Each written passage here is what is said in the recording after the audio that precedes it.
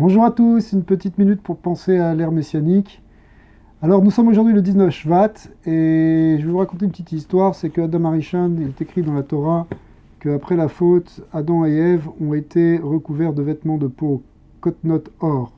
Écrit avec un haïn, ça fait l'idée de peau, c'est l'idée effectivement qu'on est rentré dans un corps physique.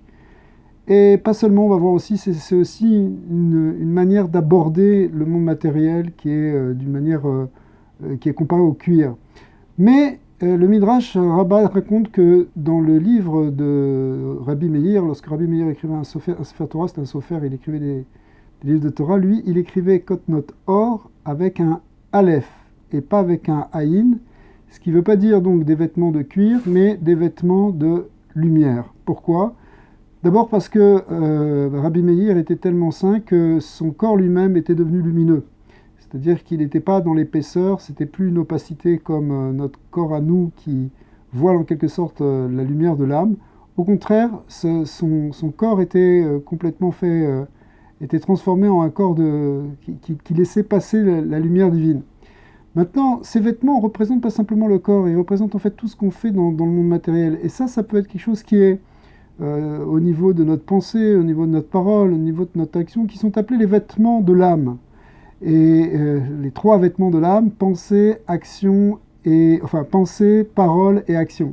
Alors, ces trois niveaux de vêtements peuvent être vus ou vécus comme quelque chose d'épais, d'opaque, de dur, de quelque chose qui s'incruste en quelque sorte dans une matérialité qui devient la seule existante, ou la seule chose réelle, la seule chose qu'on finit par percevoir, par voir, c'est-à-dire qu'on finit par penser aux problèmes matériels, à ne parler que de ça, n'agir que dans la dimension matérielle.